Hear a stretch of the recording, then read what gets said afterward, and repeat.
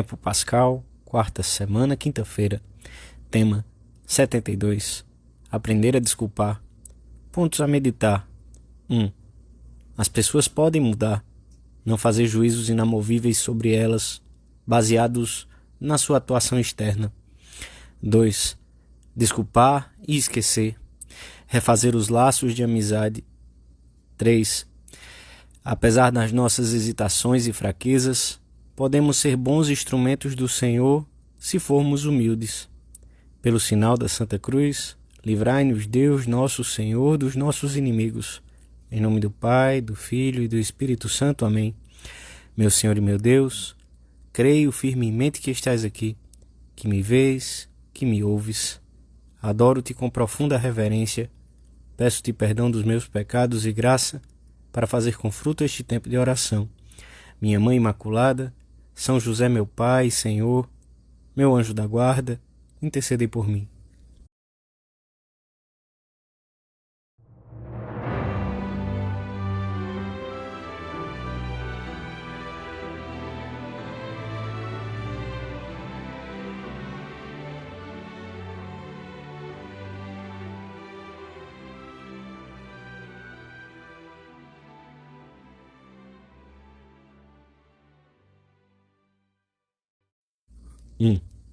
A primeira leitura da missa narra-nos o incidente entre os colaboradores que acompanhavam São Paulo na evangelização.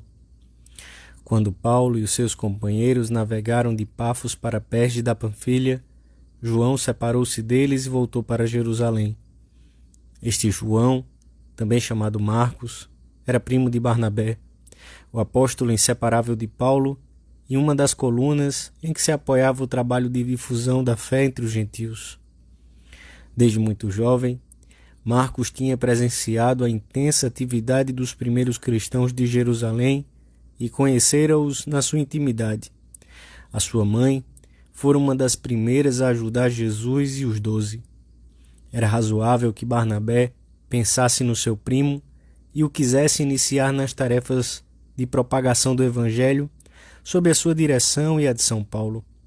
Mas naquela viagem, Marcos perdeu o ânimo e voltou para casa, abandonando seus companheiros. Não se sentiu com forças e fez marcha ré. Ao preparar a segunda viagem apostólica para visitar os irmãos que haviam recebido a fé, Barnabé quis novamente levar Marcos consigo. Paulo, porém, achava que não devia ser admitido quem se tinha separado deles na Panfilha e não os havia acompanhado no ministério. São Paulo não estava disposto a ter por companheiro de missão aquele que já lhes tinha falhado uma vez. Produziu-se então uma tal discrepância entre ambos que tiveram que separar-se. Barnabé tomou consigo Marcos e navegou para Chipre, enquanto Paulo escolheu Silas e partiu recomendado pelos irmãos à graça do Senhor. A discussão e a disparidade de critérios deve ter sido grande para chegar a causar a separação. Paulo, mais severo, e Barnabé, mais benigno, comenta São Jerônimo, mantém cada um seu ponto de vista. A discussão deixa entrever a fragilidade humana. Apesar de tudo, São Paulo, um homem de coração imenso, sacrificado até o extremo, não mantém o juízo inamovível sobre Marcos. Anos mais tarde, vemo-lo acolher Marcos como seu colaborador íntimo e achar profundo consolo na sua companhia. Saúda-vos Aristarco, meu companheiro de prisão, e Marcos, primo de Barnabé, a respeito do qual já recebestes instruções. Se este for ter convosco, acolhei-o bem. Mais adiante, São Paulo pedirá a Timóteo que lhe traga Marcos, pois lhe será muito útil para o ministério. Em poucos anos, Marcos passa a ser um amigo e colaborador eficaz, que serve de apoio ao apóstolo nos momentos difíceis. As pessoas podem mudar, e quando temos que julgar a sua conduta externa, só Deus conhece as intenções. Nunca devemos formar juízos fixos inabaláveis sobre elas. O Senhor nos quer como somos, mesmo com os nossos defeitos, quando lutamos por vencê-los. E para mudar-nos, conta com a graça e com o tempo. Ante os defeitos dos que nos rodeiam, às vezes evidentes, negáveis, não deve faltar nunca a caridade que move a compreensão e a ajuda.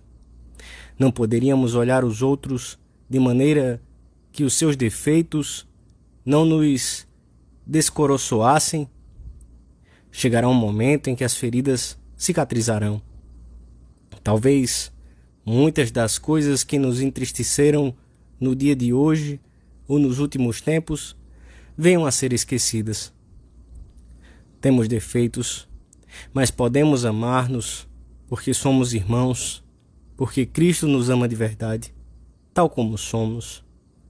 Que os defeitos daqueles com quem convivemos não nos distanciem deles.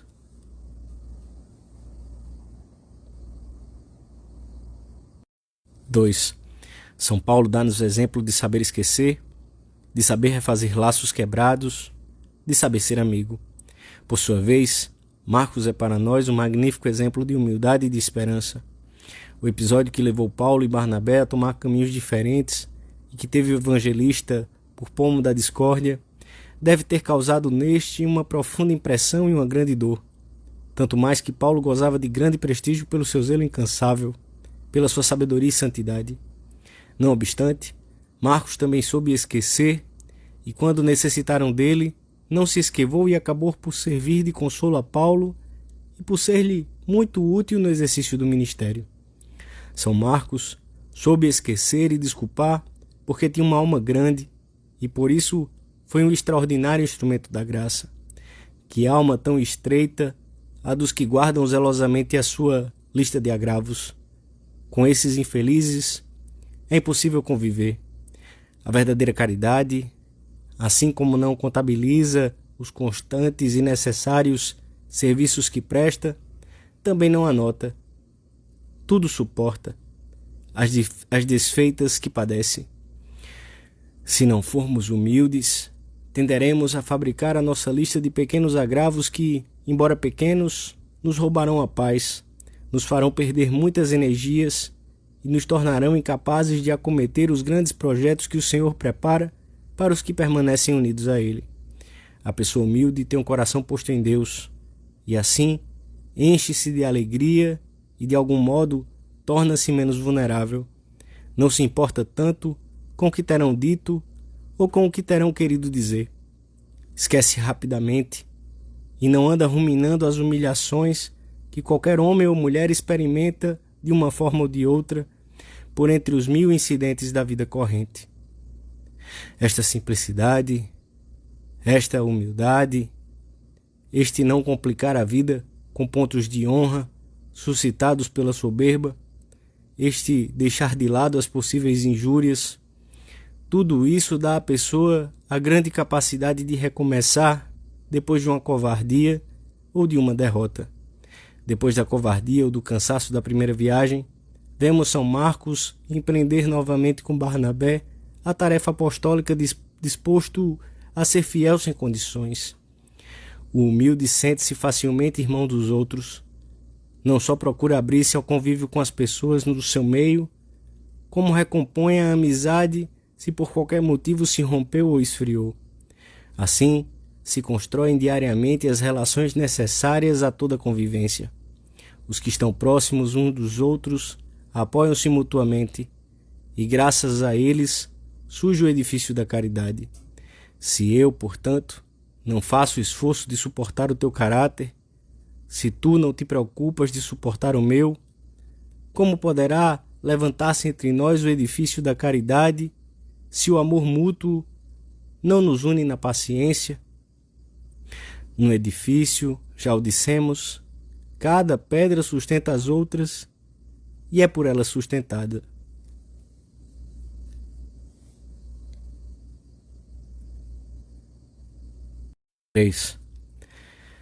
Além das suas tarefas apostólicas na expansão e consolidação das novas conversões, São Marcos foi colaborador muito íntimo de São Pedro, de São Paulo e de São Barnabé. Segundo a tradição mais segura, foi também intérprete de São Pedro em Roma, tendo muito provavelmente traduzido para o grego e para o latim a pregação e os ensinamentos orais do Príncipe dos Apóstolos.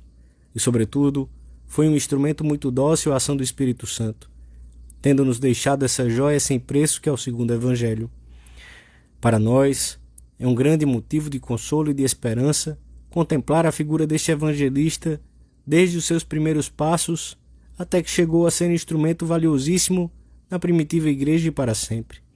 Apesar das nossas fraquezas, das possíveis faltas e hesitações dos nossos anos pretéritos, podemos confiar, como Marcos, em que chegaremos a prestar abnegadamente um serviço útil à igreja, com o auxílio da graça.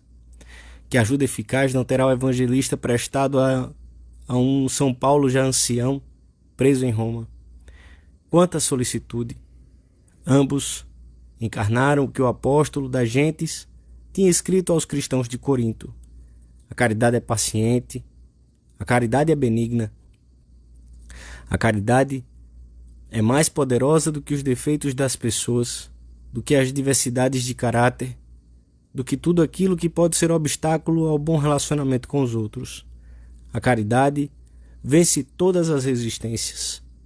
Como tudo teria sido diferente se São Paulo tivesse ficado com o preconceito de que já não havia nada a esperar de Marcos, porque este, certa vez, tivera medo, ou se cansara, ou passara por uns momentos de desânimo, e retornara a Jerusalém. Como tudo teria sido diferente também se Marcos tivesse ficado com o coração ferido e cheio de ressentimento, porque o apóstolo não quisera que o acompanhasse na segunda viagem. Peçamos hoje à Virgem, nossa Mãe, que nunca guardemos dentro de nós as pequenas ou grandes ofensas de que sejamos alvo, pois faríamos muito mal ao nosso coração, ao nosso amor ao Senhor e à caridade com o próximo. Aprendamos de São Marcos a recomeçar uma ou 1000 vezes, se por qualquer motivo temos um momento de desfalecimento ou de covardia. Dou-te graças, meu Deus, pelos bons propósitos, afetos e inspirações que me comunicaste nesta meditação. Peço-te ajuda para os pôr em prática. Minha Mãe Imaculada, São José meu Pai e Senhor, meu anjo da guarda, intercedei por mim.